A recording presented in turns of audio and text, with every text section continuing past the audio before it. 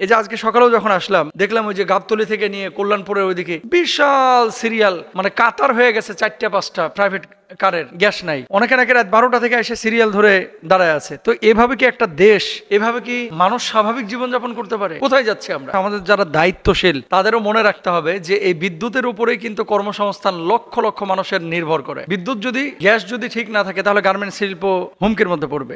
Gas বিদ্যুৎ যদি ঠিকভাবে না থাকে তাহলে ছোট ছোট ব্যবসায়ী যারা, বিশেষ করে ক্ষুদ্র উদ্যোক্তা, তারপরে ক্ষুদ্র ব্যবসায়ী, প্রত্যেকে কিন্তু হুমকির মধ্যে পড়বে। আর যখনই হুমকির মধ্যে পড়বে ভয়াবহ বিপর্যয় কিন্তু বাংলাদেশের মধ্যে নেমে আসবে। এটা আপনারা এখন হয়তো বা বুঝতেছেন না।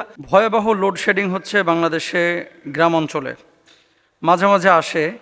এমত অবস্থায় প্রচণ্ড গরমে মসজিদে যেতে মোটেও ইচ্ছে করে না, কষ্ট হয়। আমি যদি ঘরে কোনোভাবে ফরজ নামাজটা আদায় করি তাহলে আমার নামাজের কোনো ক্ষতি হবে কিনা বা আমার নামাজ কবুল হবে কিনা, এ ব্যাপারে আপনার কাছে জানতে চাচ্ছি। আর যেহেতু একটি সংকট তৈরি হয়েছে, এমত অবস্থায় আমরা আসলে কি করতে পারি সাধারণ মানুষ? ভেরি ভেরি ইম্পর্ট্যান্ট একটা বিষয়, সেটা হচ্ছে বাংলাদেশে তো গ্রাম অঞ্চলে শুনতেছি কোনো কোনো জায়গায় 12 ঘন্টাও বিদ্যুৎ থাকে না, কারেন্ট থাকে না। তো শহরে এক বিষয়, গ্রামে আরেক বিষয়।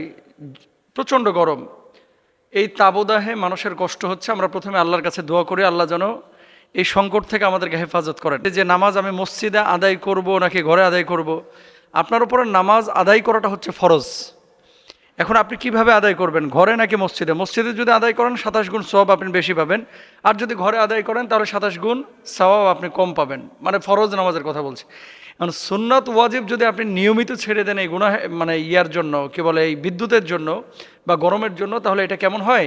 ব্যাপারটা হয় এরকম, ফামান রগিবা আন সুন্নাতি ফালাইসা মিন্নি। নবী সাল্লাল্লাহু আলাইহি ওয়াসাল্লাম বলেছেন, যে ব্যক্তি আমার সুন্নাহ থেকে মুখ ফিরিয়ে নিল সে যেন আমার দলভুক্ত না, আমার উম্মত না।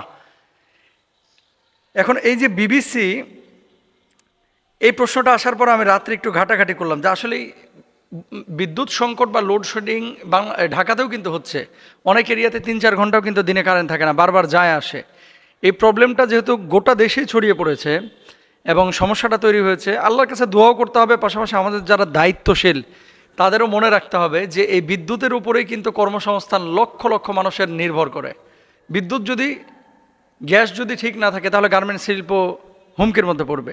গ্যাস বিদ্যুৎ যদি ঠিকভাবে না থাকে তাহলে ছোট ছোট ছোট ব্যবসায়ী যারা, বিশেষ করে ক্ষুদ্র উদ্যোক্তা, তারপরে ক্ষুদ্র ব্যবসায়ী, প্রত্যেকে কিন্তু হুমকির মধ্যে পড়বে। আর যখনই হুমকির মধ্যে পড়বে ভয়াবহ বিপর্যয় কিন্তু বাংলাদেশের মধ্যে নেমে আসবে। এটা আপনারা এখন হয়তো বা বুঝতেছেন না। যদি এখান থেকে উত্তরণ না হয়, ভয়াবহ বিপর্যয় সামনে বাংলাদেশে অপেক্ষা করছে। তাহলে 1 নম্বর হচ্ছে আমাদেরকে আল্লাহর কাছে দোয়া করতে হবে। 2 নম্বর হচ্ছে যারা নীতি নির্ধারক, যারা সরকারে আছে, তাদের কাছে উদাত্ত আহ্বান, অন্য জায়গায় ভর্তুকি দেওয়া হলো বিদ্যুৎ, গ্যাস, এগুলোকে যেন আপনার ঠিক করা হয়। না হলে কিন্তু আমাদের দেশের মানুষ হুমকির মধ্যে পড়বে, অর্থনীতি হুমকির মধ্যে পড়বে। আপনি দেখেন যে এখন এখানে যারা দায়িত্বশীল তাদেরকে এখানে এটাকে প্রায়োরিটি বেস কাজ করা উচিত, যে এই সেক্টরটাকে খুব বেশি প্রায়োরিটি দিয়ে, প্রাধান্য দিয়ে কি করা, যত দ্রুত সম্ভব সেটাকে সলিউশনে নিয়ে আসা। এখন বিবিসির কালকে নিউজ দেখলাম একটা, যে মূলত মহেশখালীতে কি কারণে এই সংকটটা হচ্ছে। সংকট হচ্ছে যে বর্তমান বিদ্যুতের সর্বোচ্চ চাহিদা হচ্ছে 18,500 মেগাওয়াট, কিন্তু খাতা কলমে বর্তমানে দেশের বিদ্যুৎ উৎপাদন সক্ষমতা 33,092 মেগাওয়াট। আচ্ছা, তো কিন্তু তারপরও বিদ্যুৎ নিয়ে কেন অস্থিরতা? তারা বলছে দেশে বিদ্যুৎ উৎপাদনের একটা বড় অংশই গ্যাস ভিত্তিক, কিন্তু সম্প্রতি মহেশখালীতে এলএনজি টার্মিনালে যান্ত্রিক ত্রুটির কারণে জাতীয় গ্রিডে গ্যাস সরবরাহ মারাত্মকভাবে কমে গেছে, এই জন্য নাকি সংকট হচ্ছে। আবার বিদ্যুৎ কেন্দ্রগুলোতে কয়লা সরবরাহ ব্যাহত হচ্ছে, কারিগরি ত্রুটির কারণেও কিন্তু এই বিদ্যুতের সংকট দেখা দিয়েছে।